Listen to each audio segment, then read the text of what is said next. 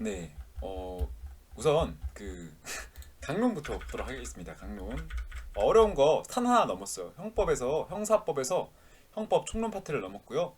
이 우리 총론에서 배운 거를 강론에서 간략하게 한 15분, 10분 정도 풀면서 말해 보겠습니다. 강론에서 중요한 것은 우선 이 법익의 구분입니다. 보호 법익이라 하고요. 개인적 법익, 사회적 법익, 국가적 법익으로 나뉩니다.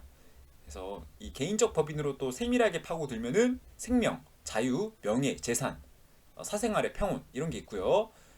사회적으로 가면은 공공, 위생 이런 게 있고요. 국가는 국가 존립, 국가 기능 이런 게 있습니다. 만약에 뭐 국가에 대해서 폭발물을 터뜨린다 이런 거는 뭐 이런 거 이 어디 갔어 안전 이런 데로 들어가겠죠. 그래서 이런 거 좀 구분할 줄 알면 되고요.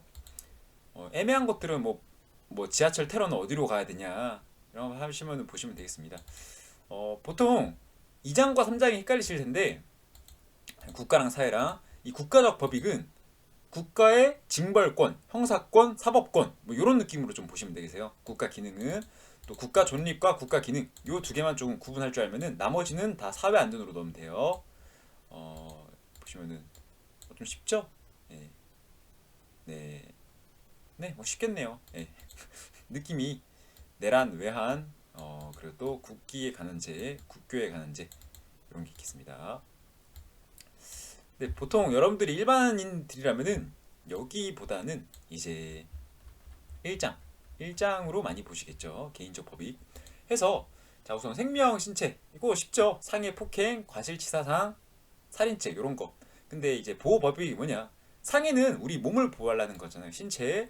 과실치사상죄에서 치상이나 치사도 다 우리 생명이나 신체. 자 우리 과실치상은 과실범. 결과가 중하다. 실수로 과실로 중해진 거.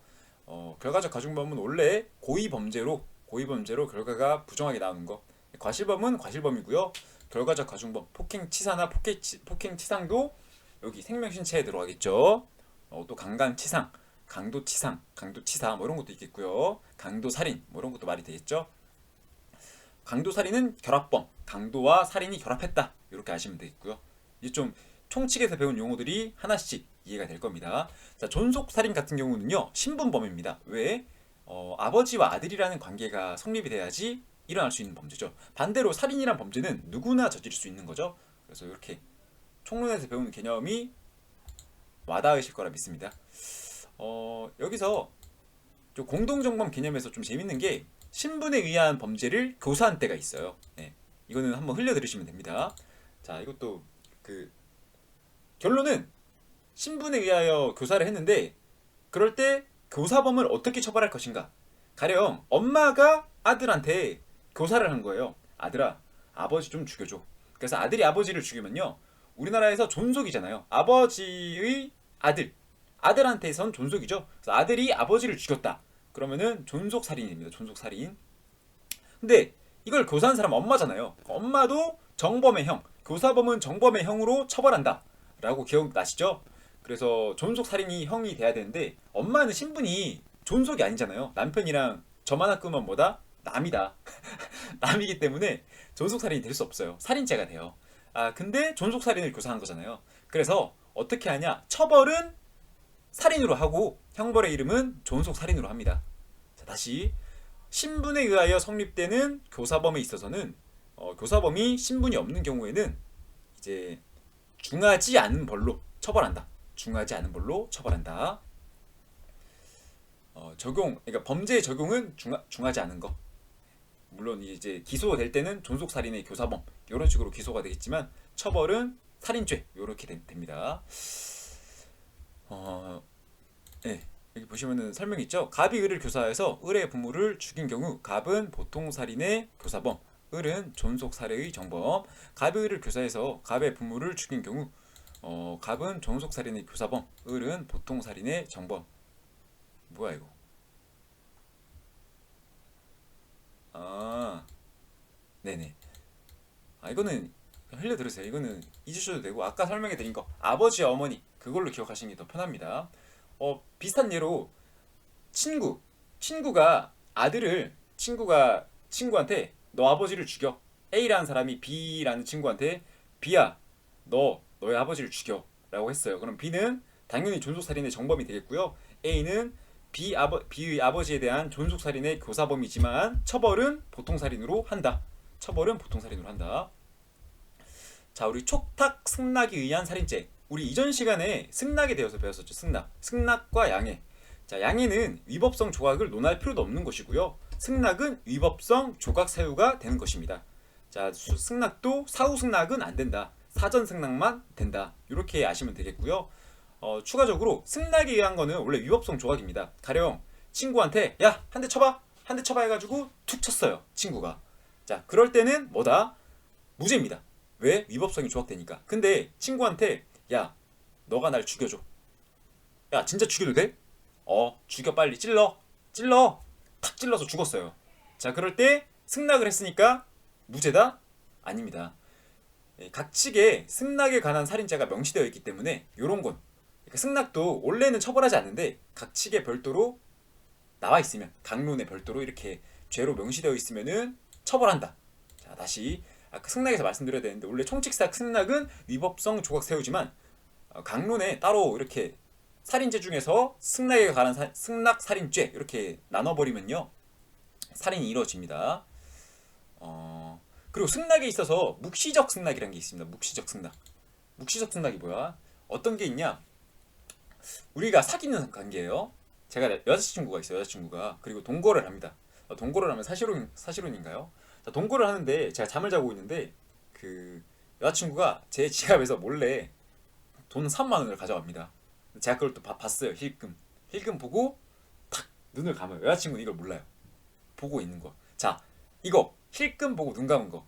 제 입장에서 뭐예요? 제가 물론 야 가져가 또는 야 가져가지 마 이렇게 말은 하지 않았지만 묵시적으로 그래 여자친구 가져가는구나 이렇게 받아들인다 이거죠. 너 무슨 말하는 거야? 이게 형법 판례에서 절도에 관해서 이런 말이 많아요. 묵시적으로 승낙한다는 거. 네. 가령 우리 옛날에 공부할 때 보시면요, 그 친구 지우개 있죠.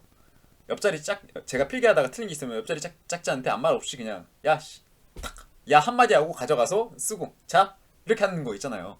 예. 원래라면은 야 지우개 좀 쓸게 하고 허락 받고 가져가야 되는데 야 지우개 하고 가져서 지우고 갖다 준 거 이런 것도 다 묵시적 승낙. 그래서 묵시적 승낙도 됩니다. 야 네가 뭔데 묵시적 승낙인데 내가 기분 나쁠 수도 있잖아. 제가 하는 게 아니에요. 이거 다 누가 판단한다? 법관. 판사 마음입니다. 판사가 피고인 주장대로 야 내가 보기에 묵시적 승낙이 맞네 이러면은 무죄가 되는 거예요. 자, 다음 이제 또 내려가서 이제 낙태죄는 사라졌죠. 유기와 학대. 이거 보호할 의무가 있는 자. 유기학대죄에서 재밌는 게 우리 부작이라는 거 아시죠? 그러니까 부작위 범은 하지 않는 거잖아요. 그러면은 유기죄는 뭐겠어요? 보호 의무 있는 사람이 부작위 한 거잖아요. 그럼 이 부작위의 범위가 어디까지 되니 이런 게 있어요. 좀 설명하기가 번거로운데 유기죄부터 말씀드릴게요. 유기죄 같은 경우는요, 이제 법률상 명확하게 유기를 해야 돼요. 법률상. 그러니까 아버지가 아들을 방치한다. 유기가 돼요. 아버지가 아들을 방치한다. 또 노인 보호사가 돈을 받았는데 노인을 보호하지 않았다. 이것도 유기가 되겠죠. 근데 이제 사회상규상 또는 조리상 유기가 되는 경우가 있냐 없냐 이거예요. 자, 다시 판례가 아까 지금 유기죄의 개념은 확실히 잡혔을 건데 이제 이런 거 어떨까요? 제가 술을 먹었어요. 술을 먹었는데 3일 연작 술집에서 술 마신 거예요. 술집 주인이 저 자식 저거 계산도 안 하는 거 아니야? 어떻게 저렇게 술 먹어? 이렇게 막 걱정하고 있다가 3일째 되는 날 에이씨 그래 누가 이기나 보자. 어디까지 마시나 보자 했는데 술집 주인이 마지못해 이제 자기도 집에 가서 자러 갔겠죠. 근데 제가 3일째 되는 날 술을 먹다가 죽어버린 거예요. 이럴 때 부작위에 의한 방치에 의한 살인이 되느냐 또는 유기죄가 되느냐 이게 문제겠죠. 유기살인이 되느냐 유기치사가 되느냐. 유기가 결과적 가중범으로 유기를 했지만 이제 과실로 살인이 죽어버렸으니까 유기치사가 되느냐 또는 부작위에 의한 살인이 되느냐. 판례는 후자를 택했습니다. 왜냐 가게 주인이 가게 손님에 대해서 법률상 또는 계약상 보호해야 할 의무는 없다. 하지만 사회 상규상, 조리상 그래도 3일 연속 술 마시는 사람에 대해서 집으로 가세요. 또는 경찰한테 이 사람 이상하다 이렇게 알려야 할 의무는 있다. 그래서 부작위에 의한 살인이다. 살인이다. 이렇게 판례가 있습니다. 자, 다시 핵심은 이겁니다. 총론상에서 우리가 배운 자기와 부작위 개념에서 자기는 해야 하는 거, 부작위는 하지 않는 거. 그럼 부진정 부작위는 뭐예요? 보호 의무 있는 사람이 보호하지 않은 거. 다시 술집 주인을 보호 의무 있는 사람으로 본 거예요. 여기서 지금은. 그래서 술집 주인이 손님을 방치해서 죽였다. 그러면은 이 보호할 의무가 유기죄의 보호할 의무가 되냐 안 되냐? 안 된다 이거예요. 유기죄에서 보호할 의무는 뭐다? 계약상, 법률상만 된다. 그래서 아버지나 노인보호사 이거 떠올리면 되고요. 가게 주인은 조리상 보호 의무 있는 것으로 봐서 유기치사는 안 되고 그냥 살인죄, 부작위에 의한 살인죄가 되더라. 여기까지 알면 되겠습니다. 야, 이런 거 어디까지 알아야 돼? 물론 몰라도 되죠. 이렇게까지 범죄가 안 나오고 판례도 안 나옵니다. 법학개론 형사법에서. 법학개론 형사법에서는 많이 나와봤자 8문제, 6문제 선입니다. 그렇기 때문에 형사소송법에서 3문제, 형법에서 3문제 나온다 치면은 구분하는 문제 하나, 총론에서 하나, 그리고 또 판례나 이런 거 이상한 거 하나 가져오겠죠. 경비업법과 관련지어서 손해배상 관련된다든지 불법 행위 관련된다든지 경비원과 하나 연관지어서 내는 편입니다. 다시 트렌드가 형법에서는 경비업법이니까 경비지도사니까 경비원과 관련된 형법 문제 하나, 두 번째가 형법 총론에서 하나, 세 번째가 형사법에서 하나 이렇게 보통 가져오는 편입니다. 더 추가적으로 내고 싶다 그러면 각지에서 하나 가져오고 형사소송법에서 2문제 정도 가져옵니다.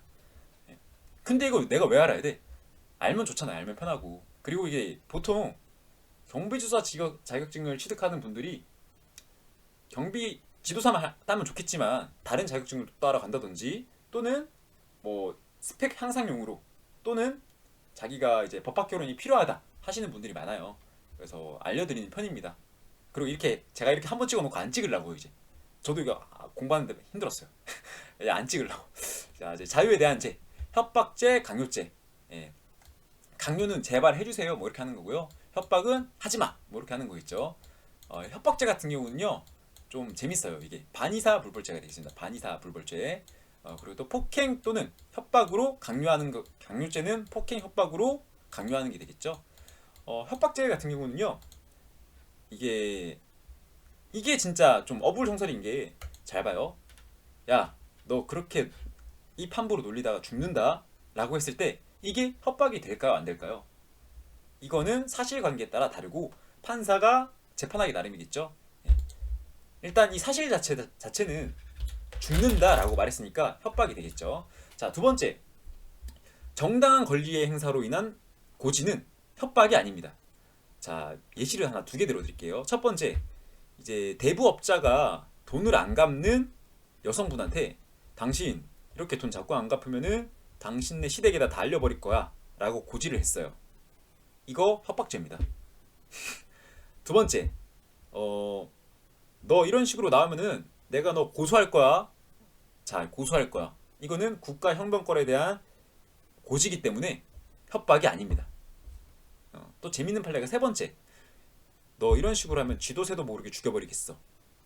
이거는 협박죄가 아닙니다. 네 번째, 이거 확 그냥 이러면서 주먹을 휘두른 거 협박죄입니다.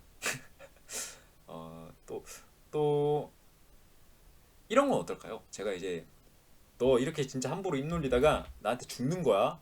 너 납치해버린다. 뭐 이런 식으로 말을 했는데 이 말을 했는데 옆에서 사람들이 막 더 큰 소리를 떠드는 거예요. 막 갑자기 춤춘다든지 막 뭐 확성기로 누군가 고음을 지른다든지 해서 이 말이 전달이 안 됐어요. 이런 거는 협박 미수가 됩니다. 또 고지를 했는데 제가 알고 보니까 키가 막 110cm짜리 좀 작은 난쟁이인 거예요. 110cm짜리 난쟁이가 너 죽일 거야 하면은 좀 겁이 나나요? 겁이 안 나죠? 이런 거는 이제 협박 미수입니다. 미수. 왜냐하면은 110cm인 사람이 실행에 착수를 해서 협박을 했지만 해악의 고지가 이 협박을 해서 해악의 고지가 돼야 되거든요. 해악의 고지를 통해서 겁을 느껴야 되는데 겁을 못 느꼈으니까 미수가 됩니다. 미수. 예. 이게 코에 걸면 코골이고 술자리에서 술 먹고 이런 일이 많이 일어나잖아요. 그래서 조심하셔야 됩니다. 술병을 깨기만 했다. 너 죽여버릴 거야 말도 없이 진짜 화나네 이러면서 술병을 깼다 자기 자리에서 이것도 협박이 됩니다. 특수협박이 되겠죠. 특수협박. 자, 여기서 중요한 거 핵심 하나. 특수협박과 협박의 차이가 있습니다. 협박은 반의사불벌죄지만 특수협박은 반의사불벌죄가 아니에요. 그러니까 협박을 하시더라도 나중에 합의금 주면은 협박은 반의사불벌죄니까 무죄가 되거든요. 정정 무죄가 아니라 아예 재판 자체를 받을 수가 없어요. 근데 이제 무기를 들었다. 특수협박은 무조건 처벌합니다. 알겠죠? 이런 거 아시면 되고, 폭행죄도 마찬가지예요. 특수폭행이 되면은 무기를 휘두르면은 반의사불벌이 아닙니다. 무조건 처벌해요. 이런 거 아시면 되고, 체포감금 이런 게 있습니다. 체포감금에서 재밌는 거, 계속범과 즉시범의 개념을 좀 나옵니다. 자, 여러분들 체포를 하려면은 이 어느 정도 체포를 해야지 체포일까요? 판례에서는요, 잡기만 해도 체포라고 봅니다. 잡기만 해도. 그러니까 손을 잡았다. 그러면 뭐 1초를 잡았다. 체포감금죄. 1시간을 잡았다. 체포감금죄. 야, 네가 뭔데 그렇게 말해? 제가 정한 거 아니에요. 판례가 그렇다. 판사 마음. 뭐든지 판사 마음. 예. 하고요. 예, 강간죄는 친고죄에서 제외됐다 합니다. 추행죄는 추행죄도 친고죄 아니에요. 이거 다 친고죄 아닙니다. 성 관련 범죄이기 때문에. 약취, 유인, 인신매매 이런 게 있습니다. 인신매매. 제3자의 사실상의 지배하에 옮긴다. 약취, 유인해서. 네, 넘어가도록 할게요. 재산죄, 절도죄. 절도죄에서 불가발적 사후행위란 말이 나오는데요. 이 불가발적 사후행위는요, 제가 물건을 훔치잖아요. 그럼 그 물건을 절도 보면 당연히 이걸 팔아먹겠죠. 아니면은 자기가 쓴다든지. 자, 자기가 썼다. 타인의 물건을 쓰면 횡령이 나거든요. 근데 절도죄 이후에 횡령이 성립하나? 하지 않습니다. 또 절도죄 이후에 이거를 팔아치웠으니까 작물을 판 거잖아요. 작물죄가 성립되나? 성립이 안 됩니다. 그래서 절도죄 이후에 이렇게 행하는 거, 이거를 불가벌적 사후행위라고 합니다. 불가벌적 사후행위가 나오는 개념이요, 또 뭐가 있냐면은 부정수표 또는 위조화폐 사용할 때, 위조화폐인 걸 알고 또 써요. 네, 이런 것도 뭐 되냐 안 되냐, 이거는 벌하냐 안 벌하냐, 이런 게 있겠습니다. 한번 썼는데, 그러니까 불가벌적 사후행위를 통해서 불법 이득을 취득했잖아요. 제가 위조화폐를 만들어서 5만원짜리 화폐를 만들어서 이걸 바꿨어요. 5만원을 만원짜리 5개로 바꿨어요. 이 만원짜리 5물은 불법 이득물이죠. 이거를 또 썼다. 이게 되냐고. 이거는 불가벌적 사후행위입니다. 예. 이 5만원 자체가, 왜냐면 이 5만원도 벌한다 해버리면요, 이 5만원도 회수해야 되는 돈인데, 돈은 뿌려주면은 써지잖아요. 그래서 이거는 불가벌적 사후행위가 되겠다. 강도죄. 예, 강도죄 보시면 되고요. 강도죄는 폭행 또는 협박으로 물건을 절도하는 거죠. 절도. 강취한 거.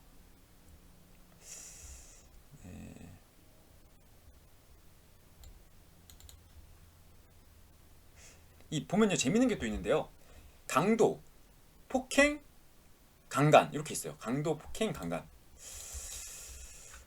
강도, 폭행, 강간 이렇게 있습니다.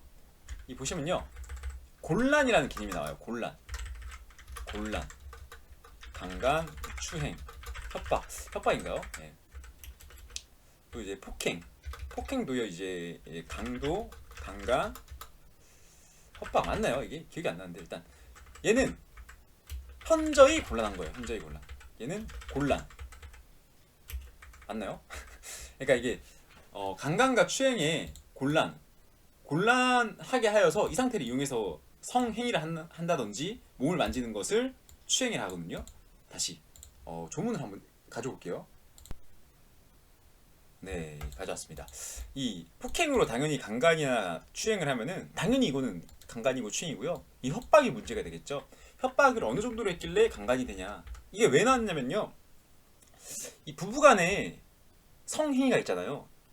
부부간의 성행위 이후에 갑자기 어딘가 한쪽에서 강간이었다라고 주장을 하는 거예요.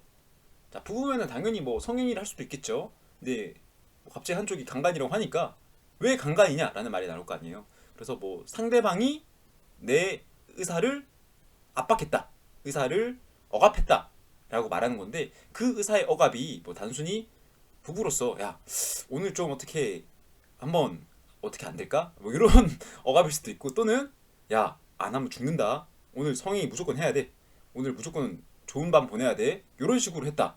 이러면은 현저히 곤란이겠죠. 예. 그래서 이런 거를 좀 입증을 해야 되고요. 추행은 그냥 곤란할 정도. 가만히 있어 뭐 이런 거 있잖아요. 가만히 있어. 너무 더럽나요 설명이? 이러면서 이런 게 있고요. 이거 왜 설명하는 건데? 예, 나중에 일상생활에서 좀 써먹으시라고 써먹으시라고 가져왔습니다. 또 이런 것도 있고 또 재밌는 게 또 폭행죄도 이런 게 비슷한 게 있어요. 최광의 폭행, 광의 폭행, 협의 폭행, 최협의 폭행이 있습니다. 여기서 이 최강의 폭행은요 유형력만 있으면 됩니다. 그래서 모이기만 하면은 폭행이다 라고 주장하는 범죄들이 있어요. 범죄들이 이거를 이해하려고 하면 안 되고요. 그냥 모이면 폭행이라고 보는 범죄가 있구나, 죄송합니다, 이 생각을 해야지 잘 와닿아요. 그래서 소유죄, 불법 집회 이런 느낌입니다. 소유죄나 불법 집회. 그리고 또 광의의 폭행은요 유형력 플러스 무언가 행위가 있어야 돼요. 예. 모이기만 하면 불안하게 맞는 게 최강의 폭행이라면요, 광의는요 무언가 폭행이라고 할 수 없는 애매한 무언가가 있어요. 어떤 게 있냐? 제가 뭐 가령 이제 경찰서 앞에서 막 진짜 경찰들 진짜 너무 일한다, 우리나라 경찰들 하는 게 뭐냐 이러면서 막 앞에서 막 몸을 막 분노에 못 이겨서 막 혼자 막 으씨 막 이러면서 막 으씨 다 죽여버릴 거야 이러면서 막 손을 막 흔들고 막 사람들한테 이목이충되게 해요. 예, 이런 거. 야, 정신병자 아니야 그거는? 맞죠, 정신병자인데 이 정신병자지만 하는 행동 이런 거는 이목이 집중되게 하고 경찰서를 곤란하게 만들잖아요. 이런 거는 공무집행 방해가 될 수 있다. 예, 곤란한 폭행. 아니, 저는 이렇게 배우는데 그리고 또 협의의 폭행은 말 그대로 실제로 일어나는 폭행이 되겠습니다. 실제로 일어나는 폭행, 폭행죄를 보시면 되겠고요.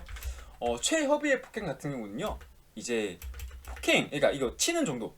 여러분들 그 폭행죄가 툭 한 대 치는 거라 그랬잖아요. 예. 갑자기 술 먹다가 옆자리 사람이 너무 시끄러워서 그 입 다물어 이러면서 뺨을 딱 한 대 때려요. 그럼 뭐예요? 폭행이죠, 당연히. 근데 여러분 잘 봐요. 뺨을 한 대 탁 때리면서 야, 너 나랑 성관계 해 라고 해요. 여러분 하나요? 안 하겠죠?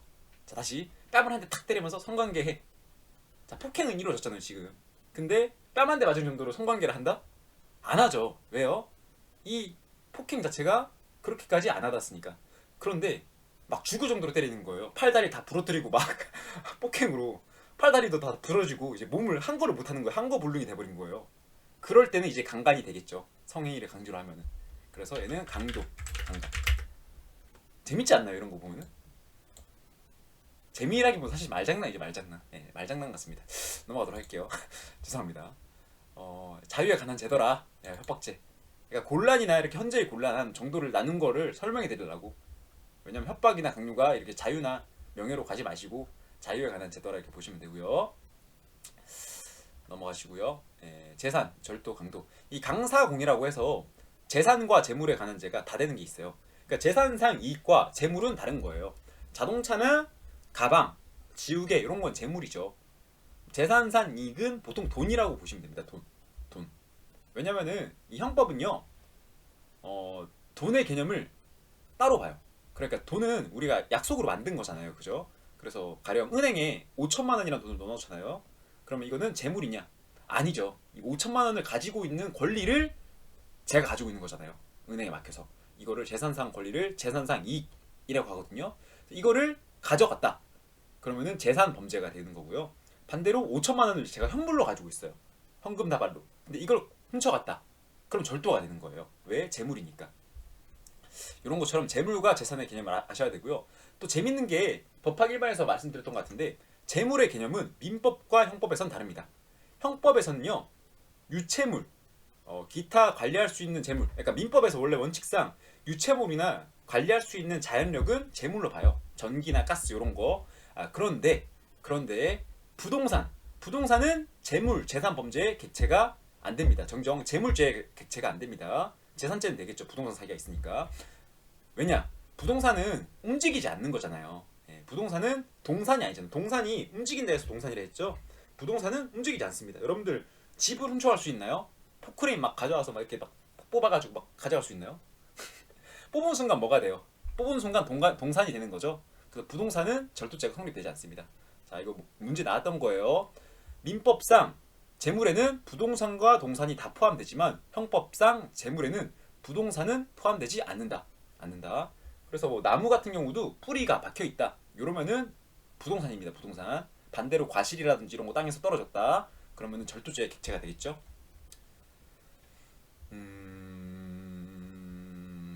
쭉쭉 읽어보시고요. 이건 취득, 양도, 운만, 알선 이런 거 있습니다. 작물죄는. 예, 손괴죄 있고요. 손괴죄는 때려 부시는 거고요. 이 동물도 손괴죄다. 동물을 때려서 상해를 입혔다. 그럼 동물은 뭐 동물 치상이라 할 수는 없고 손괴죄입니다. 손괴죄. 명예에 관한 거. 예, 명예에 관한 거. 반의사 불벌죄. 이 명예에 관한 죄 중에 재밌는 게 명예훼손죄 같은 경우는요. 자, 우리 검사가 모든 것을 기소하고 모든 것을 입증합니다. 원래 검사가 입증하는 게 원칙입니다. 사실관계에 있어서. 근데 딱 하나 피고인이 입증하는 게 있어요. 뭐냐, 명예훼손 같은 경우는요, 사실을 말해도 명예훼손 될 때가 있잖아요. 그죠? 가령 뭐 옛날에 무한도전에서 보시면요, 가수 길이 오줌을 싸가지고 이제 그거 가지고 명예훼손이니 아니니 있었었는데, 이 사실 자체가 공공의 이익을 관한 때가 있을 거 아니에요. 그러니까 국회의원의 비리라든지 고위 공무원들의 부정부패 이런 거, 이럴 때는 공익에 가할 때는 이게 위법성이 조각됩니다. 310조에 의하여. 그럼 이 위법성이 조각되는 공익에 관한 사실을 누가 입증하느냐? 피고인이 입증합니다. 피고인. 아, 그리고 또 출판물에 의한 명예훼손죄는요, 좀 다릅니다. 출판물에 의한 명예훼손은 아닙니다. 다릅니다. 자, 다시. 원래 명예훼손죄는요, 사실, 허위 둘 다 명예훼손이 가능하고요. 허위인지 아닌지, 예, 이런 것도 허위인데 허위 명예훼손인데요. 허위 명예훼손이라고 해서 무조건 처벌하느냐? 아닙니다. 자기가 사실인 줄 알았다거나 공공의 이익을 이해할 때에는 벌하지 않습니다. 아, 어렵죠? 이거 사실 안 나온 건데, 법학개론 문제에서 안 나왔는데 이걸 알아야지 좀 돼가지고.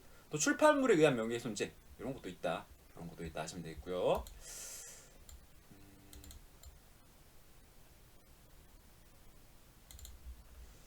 이 명예훼손죄 같은 경우는 형법 문제로 가면요, 이제 보통 그게 나와요. 이제 A가 죽고 난 뒤에 가족이 고소를 했다. 이럴 때 어떻게 처벌하느냐? 뭐 이런 게 나와 있죠. 자, 모욕죄. 명예와 신용에 대한 죄 이렇게 있습니다. 모욕죄. 주거침입죄. 죄송합니다. 주거침입. 침해로 보시면 되겠네요. 침해인데 침입하는 것도 말이 되겠죠. 그래서 요거는 침입설입니다. 침입설. 신체 일부 침입설. 그래서 주거의 평온 자체를 객체로 하기 때문에 여러분들 집에 갑자기 누군가 문을 열고 얼굴을 쓱 들이밀어요. 얼굴만 쓱 들어온다. 무서울까요? 안 무서울까요? 무섭죠. 네, 이런 거는 주거 침입으로 봅니다. 다시 창문을 싹 열고 얼굴을 들이밀었다. 예, 안쪽으로 살짝 들어왔다. 이런 거는 주거 침입으로 봅니다. 이 절도죄에 있어서 절도 미수와 기수를 나눠야 되는데, 요거는 이제 실행의 착수 시기를 무엇으로 보냐가 문제입니다. 그래서 우리나라는요, 후레쉬 비춰본 거, 차 안에 뭐가 들었니 이렇게 살펴보려고 후레쉬 비춰본 거는요, 절도죄의 실행의 착수로도 인정 안 했기 때문에 절도죄는 예비 의무죄가 없죠. 그래서 처벌하지 아니하고요. 반대로 문 손잡이를 열어볼라 했다. 요거는 실행의 착수로 인정합니다. 그래서 절도 미수가 되겠죠. 주거 침입죄에 있어서는요, 베란다 타고 올라가다가 걸렸다. 요거는 주거 침입 미수가 되겠고요. 또 실행의 착수에 나갔다. 가스 배관 타고 올라가는 거. 그러니까 이 가스 배관은요, 아파트 같은 경우는 가스 배관이 모든 그게 거기에 붙어 있잖아요. 모든 방마다. 그래서 주거 침입으로 인정하지 않았고요. 베란다는 특정 아파트 하나만 특정되니까 됐고요. 또 공용 건물의 계단에만 들어간 거, 요것도 공용 건물이지만 계단을 주거 침입의 장소로 봐서 기소로 인정했습니다. 이거는 보시면 이득죄, 배임죄 있습니다. 배임죄. 나머지는 다 재물죄고요. 두 개가 다 되는 게 강사공 이렇게 있습니다. 요거는 읽어보시면 되겠고요. 이제 형사소송법 나가게요. 형사소송법. 자, 우리 형사소송법까지 나왔는데, 형사소송은 이게 실체적 진실을 파헤치기 위한 법입니다. 제가 이걸 왜 설명해 드리냐? 우리나라는요 이 제형 법정주의라고 해서 형식적 법률 이런 게 있어요. 형식적 법률, 제형 법정주의. 이게 불문법 국가는요, 형식이 없다고 보거든요. 왜냐, 불문법 같은 경우는 이 민법 또는 판례, 조리 이런 걸 가져와가지고 제깍제깍 탄력적으로 운영하겠다 이런 뜻인데 형사소송법 같은 경우는 형식적으로 해서 제형 법정주의 법으로 정해야 한다 이런 거예요. 그래서 이 형사소송법이 추구하는 절차가 형식적 실체주의구나 이렇게 생각할 수 있는데 실체적 실체주의입니다. 실체적 진실주의. 이게 뭐니 죄인지 아닌지는 제대로 파헤치겠다 이런 뜻이고요. 형식적은 반대로 이 국가와 당사자의 싸움이잖아요. 형법은. 근데 민사소송은 당사자끼리 싸움이기 때문에 서로 옳아요. 그 한 명이 틀린 사람이 없어요. 서로 옳기 때문에. 그렇기 때문에 형식에 누가 더 형식에 가깝니? 이렇게 보는 거겠죠. 그래서 우리 부동산 등기라든지 계약서라는 게 필요한 거겠죠. 그래서 민사소송은 형식적 진실주의고요. 형법은 실체 진실주의다. 이런 게 헷갈리는 거죠. 이제 왜냐면 우리는 제형 법정주의라고 다 배워왔었는데 기껏해서 진실을 파헤치기 위해서는 실체적 진실주의라 하는구나. 좀 여기서부터 이제 어려워지는 거죠. 네. 자, 여튼 뭐 이 실체적 진실주의를 파헤치기 위해서 필요한 제도가 무엇이 있니? 이렇게 보니까 상소와 재심제도 오판을 했을 수도 있으니까 살펴보겠다. 또 증거 조사가 있어야 되고 증거 법칙이 있다. 아무 증거나 받지 않겠다.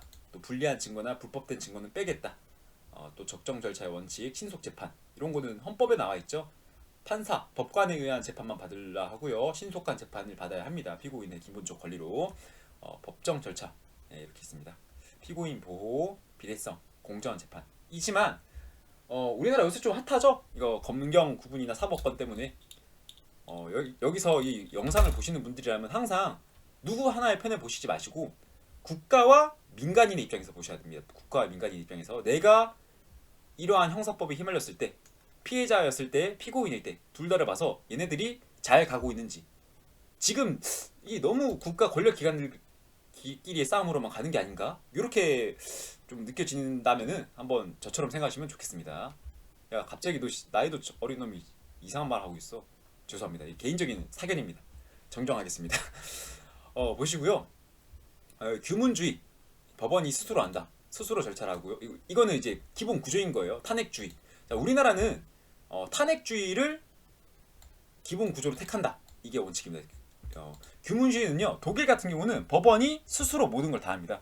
너 말해봐. 너 말해봐. 이렇게 하고요. 탄핵주의는 서로 싸우는 거예요. 이 검사가 이렇게 말하면 아니야. 깨는 거. 탄핵한다. 우리 탄핵이라는 게 깬다 하잖아요. 탄핵할 때 대통령 탄핵이다. 너 내려와. 씨. 이렇게 하는 거잖아요. 검사가 말한 거에 대해서 피고인이 깬다. 야 이거 아니야. 아니야. 이렇게 깬다. 이거 탄핵주의라면 탄핵주의. 그럼 검사가 기소한 거에 대해서 피고인이 깬다. 또 이걸 또 검사가 깨야지 검사는 죄를 입증하는 거잖아요. 그래서 탄핵주의. 서로 깨고 하다가 못 깨는 사람의 의견이 지는 거. 못 깨는 사람의 의견이 지는 거. 자, 불구 불리의 원칙. 이것도 중요해요. 자, 잘 봐요. 왜 중요한지 말해드릴게요. 불구 불리. 고하지 않으면 논하지도 말라라 해서 기소된 범죄 사실에 대해서만 따지거든요. 근데 웃긴 게 법관이 보기에 이 사실관계와 기소된 내용이 다르다. 그러면요. 그 판사한테 다시 기소해 이러면서 다시 돌려보내요. 조각해 내버려요. 공소기각 결정, 공소기각 판결 뭐 이런 거 해버립니다. 공소기각. 이 공소가 잘못됐다. 기각 뭐 이렇게 해버리는 거죠. 좀 웃기죠. 법원의 힘이 그만큼 세다. 불구불리 고하지 않으면 논하지도 말라. 그러니까 만약에 검사가 폭행죄로 기소를 했어요. 근데 폭행을 한 게 아니라 폭행을 통해서 그 사람의 의사를 해한 거예요. 정정. 그러면 너무 애매한가?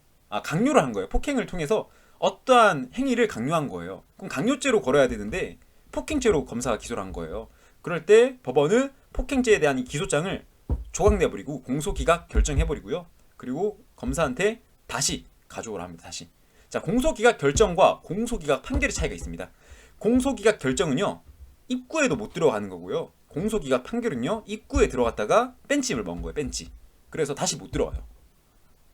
이 느낌은 이따 나중에 다음 영상에서 말씀해 드릴게요. 공소기각 판결, 공소기각 결정, 면소 판결 이렇게 있거든요. 공소기각 판결, 공소기각 결정, 면소 판결. 이 세 가지가 이 형식적 공소기각 이런 걸로 보시면 되는데 나중에 알려드리고요.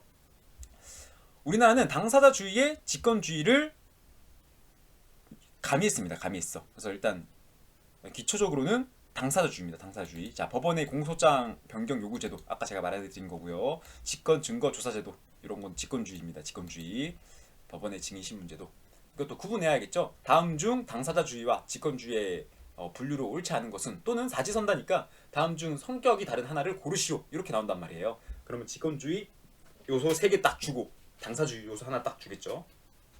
그래서 하나씩 읽어보자면요. 당사자주의 소송의 주도권을 인정한다. 피고인의 증인 신청권. 이거 당사자라는 거 알겠죠? 피고인. 그러니까 직권주의는 법원이 다 하는 걸 직권주의를 하는 거고요. 검사나 피고인이 당사자잖아요. 서로 싸우는 거. 또는 변호인까지 나오면 변호인도 피고인 편이니까 당사자. 이런 게 있겠습니다. 공판 기일 변경 신청권. 공판 기일을 법원에서 정한 거니까 직권으로 공판 기일을 정했는데 이거를 변경할 수 있는 권리, 당사자의 권리겠죠. 또 증거 조사에 의한 의견 진술권.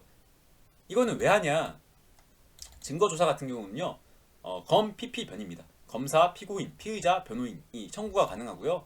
왜 가능하냐?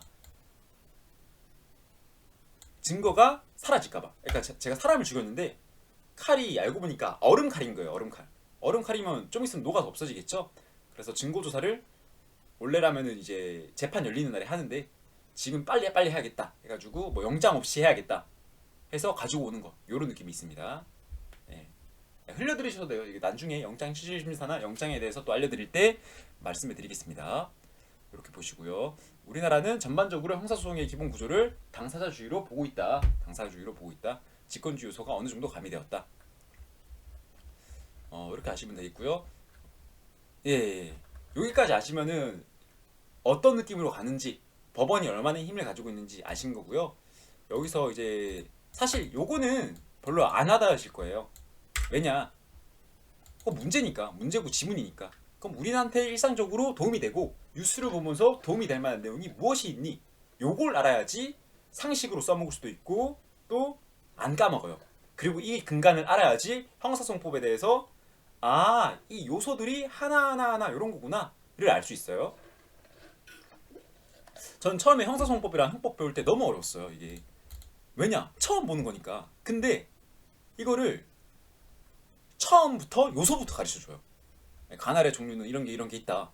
이게 왜 필요한데? 안 알려줘요. 관할의 경험은 이거다. 제척 기피 회피 제도는 이거다. 왜 알려줘? 안 알려줘요. 이게 이거야. 이게 이거야. 이런 거만 알려줍니다. 자, 여기서 아까 우리 제가 알려드린 것 중에 법관의 힘이 이렇게 세다. 이런 거 알려드린 이유가 제척을 왜 할까요? 제척을 하는 이유는요. 이제 법원이 알고 보니까 피해자인 거예요. 법관이 피해자면요. 피해자 입장에서 피고인을 어떻게 할까요? 엄중 처벌하고 싶겠죠. 그러면은 공정한 재판이 안 되니까 제척이란 제도를 통해서 해당 법관을 배제해야 합니다. 이렇게 알려주면 누구나 다 받아들이잖아요. 쉽게. 근데 이게 공시 때문인지 아니면은 이 법이란 게 말장난이란 과목 자체가 기득권 유지를 위해서 일부러 한자를 써서 어렵게 설명하려고 하는 건지 잘 모르겠는데 어렵게 알려주더라고요. 전부 다. 아무튼 뭐 쉽게 알고 쉽게 써먹을 수 있는 게 좋다라는 게 제 마인드라 가지고 하고요. 근간이 되는 거는 우리 지난 시간에도 봤다시피 수사 그리고 기소 그리고 또 재판 이렇게 나뉜다 했죠. 여기서 핵심은요. 다음 단계로 가기 위해서는 뭐다? 다 유죄로 본다. 유죄와 비슷하게 우선 사실관계가 있을 거 아니에요. 사실관계가 있는데 봐봐요. 사실관계 이 형법에 있어서 사실관계란요. 피해자가 있고요. 가해자가 있는 겁니다. 가해자.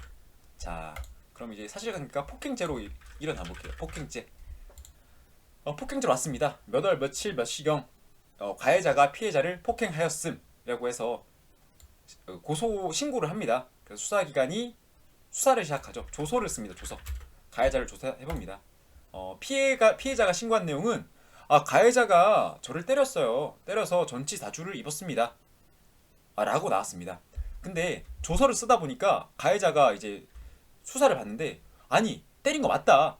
근데 그 사람도 나 때렸다. 쌍방폭행이다. 또는 정당방위다. 이렇게 나올 수도 있잖아요. 자, 그럴 때는 수사기관이 판단 내리겠죠. 자, 쌍방폭행으로 정당방위가 맞더라. 무죄. 그러면 이러면은 처분이 어떻게 되느냐? 무송치, 불송치 결정이 납니다. 불송치 결정. 검찰 쪽으로 사건을 송치하지 않겠다. 않겠다. 뭐 또 사유도 여러 개 있죠. 무혐의, 예, 또는 증거 불충분, 뭐 이런 거 나오겠죠. 또 반대로 야 쌍방폭행이지만 네가 더 심해, 유죄, 이러면은 송치 결정이 됩니다. 송치 결정. 그럼 이제 사건이 넘어가는 거죠. 이 경찰 쪽에서는 어떻게 생각한다? 너 죄가 있는 새끼, 너 죄가 있는 사람이 맞다. 그럼 여기서 이렇게 가는 거겠죠. 그럼 반대로 불송치 결정을 하면요. 그러면은 피해자 입장에서는 두 가지 선택 방안이 있습니다. 첫 번째, 이 경찰한테 다시 경찰 상급자한테 가서 다시 수사해라 할 수도 있고요. 검찰한테 기소하는 방법이 있겠죠. 검찰한테 고소하라. 지금 뉴스에서 검찰의 수사권을 빼겠다 하는 거는 요거를 없애버리겠다, 요 뜻이겠죠. 뜻. 야 그럼 피해자한테 불리한 거 아니야? 에이 아니, 에이 뭐 그런 거는 이런 정치적인 발언 죄송합니다. 에이, 그런 거는 뭐 본인 생각하기 나름이고 이제 없어질라 하는 거더라, 이렇게 마시면 되겠습니다. 이렇게 가더라. 이렇게 항고 수단이 있더라. 불송치 결정에 대한 항고 수단이 있더라. 항고 수단, 다시 다툴 수 있는 이런 수단이 있더라. 보시고요. 일단 유죄가 됐으니까 송치 결정 났습니다. 갔어요. 그러면 이제 검찰이 보겠죠. 검찰이 보니까 또 검찰도 조사를 하겠죠. 경찰이 조사 잘한 게 맞네. 경찰 조사가 맞다. 기소. 경찰 조사가 잘못되었다. 불기소. 이렇게 나뉩니다. 이 기소와 불기소는 검찰의 기소 독점권에 의한 권리입니다. 권리. 그래서 불기소 처분에는요 사유가 여러 개 있습니다. 기소 유예에 증거 불충분, 혐의 없음, 이렇게 세 가지고요. 기소 유예 사유에는요 뭐 죄는 있지만 사실은 맞지만 내가 보기에는 쌍방폭행도 맞고 또 네가 피해를 많이 입었지만 얘 보니까 키도 작고 얘가 심리적으로 얼마나 억압이 됐겠니? 이런 걸 고려할 수도 있고 그 사람의 살아온 환경도 고려할 수도 있습니다. 야, 그거 왜 검사 마음대로 해? 이거 완전 법관 마음대로랑 똑같네? 그쵸? 그래서 요새 기소 독점권이 문제다. 문제다. 자, 증거 불충분 같은 경우는요. 증거가 없으니까 혐의를 없앴다. 그래서 이거는 이제 경찰이나 이런 데서 못 따져요. 이런 걸 또 혐의 없음이나 이 두 개로 하면요. 피해자 쪽에서도 두 가지 사유가 있겠죠. 이제 첫 번째, 검찰. 한 가지 사유밖에 없겠네요. 받아들이거나 무죄로 뜬 거니까 어쨌든 불기소 처분한 거는 받아들이거나 또는 해당 법원, 고등법원에 가서 이제 따지는 거죠. 따지는 거. 항고. 해당 법원 고등법원에 가서 재항고하는 거예요. 재항고. 이 사람들이 수사를 안 합니다. 빨리 수사하게 해주세요. 이렇게 하는 겁니다. 수사하게 해주세요. 죄송합니다. 검찰 항고겠네요. 검찰 항고. 재항고가 아니라 검찰 항고. 검찰 항고라고 해서 검찰이 마음대로 무죄 처분해서 불기소한 거니까 이 고등검찰청에서 너가 봐서 파헤쳐라. 여기까지 했으면 이제 기소를 했다고 넘어갈게요. 왜냐면 무죄는 이렇게 다 알려드리면 넘어가야 되니까. 자, 경찰 조사가 맞다. 그럼 폭행죄로 재판으로 가게 됩니다. 재판으로 가겠죠. 이렇게 재판으로 오게 됩니다. 자, 그러면은 여기서 두 가지로 나뉩니다. 약식 기소를 하느냐, 정식 재판을 하느냐. 약식 기소냐, 정식 재판이냐. 보통 약식 기소는요 서류로만 재판하는 거예요. 그래서 약식 기소를 하게 되면 서류로 이 사람 죄가 있으니까 처리해 주세요 이렇게 하는 건데, 벌금형에 관해서만 보통 초범이거나 벌금형에 관해서만 약식 기소를 하고요. 그런 게 아니면은 정식 재판으로 옵니다. 또 약식 기소를 받게 되면요, 이제 그 법원에 나가가지고 피고인이 자기의 억울함을 말할 수 없잖아요. 그래서 정식 재판을 7일 이내에 청구해야 합니다. 7일 이내에 정식 재판 하겠습니다 라고 청구를 해야지 피고인이 자기가 억울한 거를 어필할 수 있어요. 안 그러면 벌금형이 확정되는 거예요. 이게 제일 중요하죠. 약식 기소로 분명히 살면서 약식 기소될 만한 일들이 있을 거예요. 아니면은 뭐 주변에 그런 사람을 겪는다든지 그럴 때 너 정식 재판 넣었어? 이렇게 물어보는 것 자체가 좀 사람이 있어 보이겠죠? 받아들이고요. 그럼 약식 기소는 이제 설명했으니까 끝났고 땡. 자, 정식 재판으로 갔다. 그럼 이것도 수많은 날들이 있을 거 아니에요. 정식 재판 가게 되면요. 정식 재판 어떤 일들이 있느냐. 일단 1심에서 공판 기일을 정합니다. 공판 기일 지정. 하고요. 공판 기일 전에 뭐 판결일과 공판 기일이 다르다.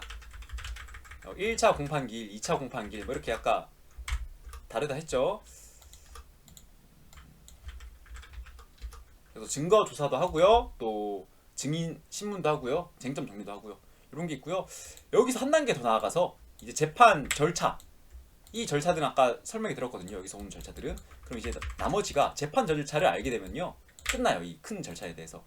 그래서 재판 절차. 재판 절차는 또 무엇이니? 가면요. 처음에 판사가 제일 처음에 무엇부터 말하냐? 증언 거부권을 고지합니다. 네. 피고인, 당신은 뭐 불리한 사실에 대해서 말하지 않을 권리가 있습니다. 이렇게 말을 하고요. 그 다음에 인정신문을 합니다. 신문입니다. 신문. 그래서 피고인은 어디 사는 누구, 어디 사는 사람, 어디 몇 살, 며칠, 직업 뭐 이 맞습니까? 예. 그럼 이제 모두 절차가 진행이 돼요. 모두 절차. 모두 절차는요. 앞에서 시작하는 절차. 머리 두 자를 가져와서 뭐 연다. 모든 사건을 연다. 뭐 이렇게 보시면 되는데 검사가 간단히 이렇게 말해요. 이 사람은 피고인 누구누구는요. 이날 이렇게 폭행해서 왔습니다. 폭행을 했고 누구를 때렸고 전치 며칠에 폭행을 입혔습니다. 해서 폭행죄로 기소합니다. 라고 해요. 그러면은 판사가 이제 직권주의 요소인 거죠. 판사가 피고인한테 피고인 해당 사실 맞습니까? 라고 말을 해요. 그러면 피고인이 예 맞습니다 하면요 자백이 되는 거고요. 피고인이 아닙니다 라고 하면요 논쟁을 하게 되는 거예요. 쟁점이죠. 쟁점. 자 자백을 하게 되면요 이제는 여기서부터는 간이 공판 절차입니다. 예, 얘가 이제 혐의를 인정했으니까 검사의 의견대로 후딱후딱 진행해 보겠다. 검사가 제대로 하고 형벌을 과하게 하는 건지 아닌지 살펴보겠다. 이렇게 보면 되고요. 아니다 하면은 싸우게 되는 거죠. 자 그러면 아닙니다로 가게 됐을 때는요 쟁점 정리가 필요해요. 쟁점 정리 해서 아까 얘가 이러이러한 사실로 기소했습니다 하고요. 얘가 아닙니다 할 때는요 아닙니다. 제가 그날 거기 간 거 맞지만 제가 저 혼자 폭행한 게 아니라 쌍방 폭행입니다. 또 맞기만 한 게 아니라 때리기만 한 게 아니라 저도 맞았어요. 여기 다치고 그 싸우게 된 계기가 뭐 이러이러합니다. 이렇게 해서 말을 합니다. 그러면 이제 법원이 들어보고 뭐 쟁점이 이러합니다. 검사는 이러이러해서 기소를 했고 이에 반해서 이러한 사실들에 대해서 피해자는 이러한 상이라고 합니다. 이거에 대해서 피고인의 말이 맞으면은 이거는 무죄가 되겠죠. 그러면서 해당 사실을 입증할 만한 증거를 살펴보도록 하겠습니다. 라고 해서 증거를 하나씩 살펴봅니다. 증거. 그래서 증거를 동의를 하냐 안 하냐. 그래서 증거 동의, 쟁점 정리를 하면 있어서 증거를 사용해서 증거를 다 정리합니다. 네.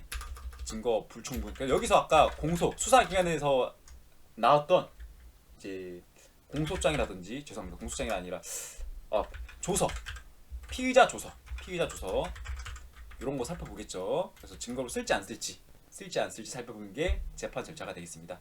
이 쟁점 정리 이후에 판사가 판결을 내리는 겁니다. 보통 재판 절차는 이렇게 이루어지고요. 여기까지 오기까지가 좀 말이 길었죠. 수사, 기소, 재판 하고요. 이 판결 이후에 결과가 부당하다 하면 어떻게 하면 될까요? 이 항소가 있죠. 항고가 있고요. 그다음 상고가 있습니다. 상고까지 가면 대법원이죠. 대법원에서 확정 판결 나면은 이제 기판력이 생기고요. 대법원 기판력을 엎으려면은 재심을 받아야 합니다. 여기까지 오시면은 이 기나긴 형사소송법의 큰 틀이 알게 됐고요. 여기서 이렇게 보시면 제가 자백이라고 써놓은 건요. 나중에 임의 자백 금지라는 원칙이 있어요. 임의 자백 원칙, 금지 원칙. 자백이 피고인의 불이익한 유일한 증거일 때는 절대 자백으로 쓰지 마라. 법원이 한 번 더 사실을 살펴봐라. 이런 원칙도 나오고요.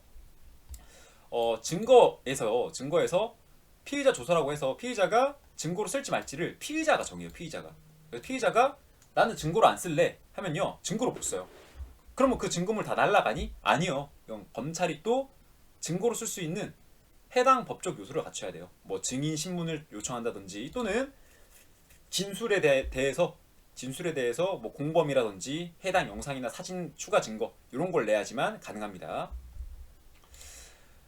자 이렇게 하면은 다음 영상에서는 이제 형사소송법 큰 요소들과 부족했던 영상 부분을 또 살펴보도록 하겠습니다. 고생하셨고 다음 영상에서 뵙겠습니다.